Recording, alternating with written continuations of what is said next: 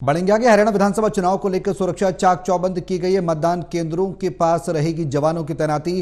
अर्धसैनिक सुरक्षा बलों की कंपनियां तैनात होंगी, यानी कि सुरक्षा अभी से चाक चौबंद। मतदान केंद्रों के पास जवानों की तैनाती रहेगी। दरअसल जैसे 5 तारीख तय की गई है वोटिंग की और 8 तारीख को काउंटिंग होगी, तो चुनाव हरियाणा का बेहद दिलचस्प होता नजर आ रहा है। सियासी नूरा कुश्ती एक है, कांग्रेस बीजेपी में जबरदस्त फाइट इस बार देखने को मिलेगी। 10 साल के सूखे को खत्म करने के लिए कांग्रेस आगे बढ़ रही है।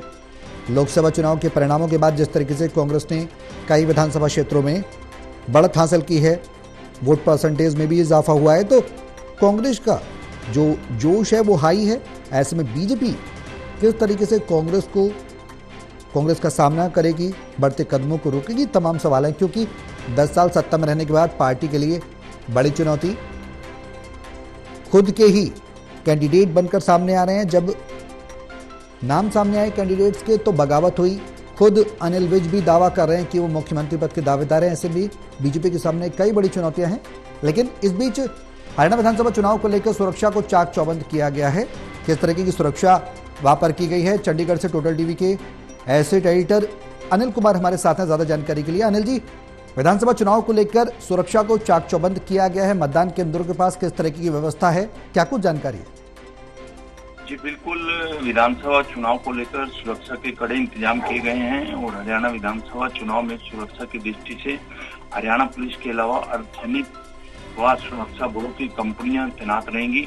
मतदान केंद्रों के आसपास आंतरिक सुरक्षा बनाए रखने के लिए हरियाणा पुलिस, IRB तथा होमगार्ड के जवानों की तैनाती रहेगी। क्रिटिकल श्रेणी के मतदान केंद्रों की निगरानी के लिए केंद्रीय अर्धसैनिक बलों की विशेष तैनाती रहेगी।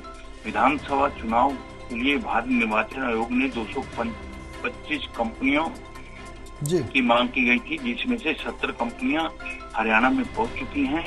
केंद्रीय रिजर्व पुलिस बल की 15 कंपनियां, सीमा सुरक्षा बल की 10, केंद्रीय औद्योगिक सुरक्षा बल की 15, भारत तिब्बत सीमा पुलिस की 10, सशस्त्र सीमा बल की 10 तथा रेलवे सुरक्षा बल की 10 कंपनियों को केंद्रीय गृह मंत्रालय द्वारा हरियाणा में सीधा भेजा गया है और शेष 155 कंपनियां जम्मू व कश्मीर के पहले व दूसरे चरण के चुनाव के बाद 24 सितंबर तक हरियाणा में पहुंच जाएंगी।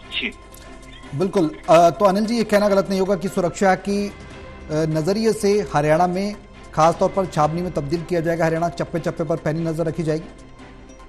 जी बिल्कुल, जितनी कंपनियां केंद्र से मांगी गई थी उतनी कंपनियां हरियाणा को दे दी गई हैं और चप्पे चप्पे पर सुरक्षा के कड़े इंतजाम किए जाएंगे चुनाव विभाग की तरफ से।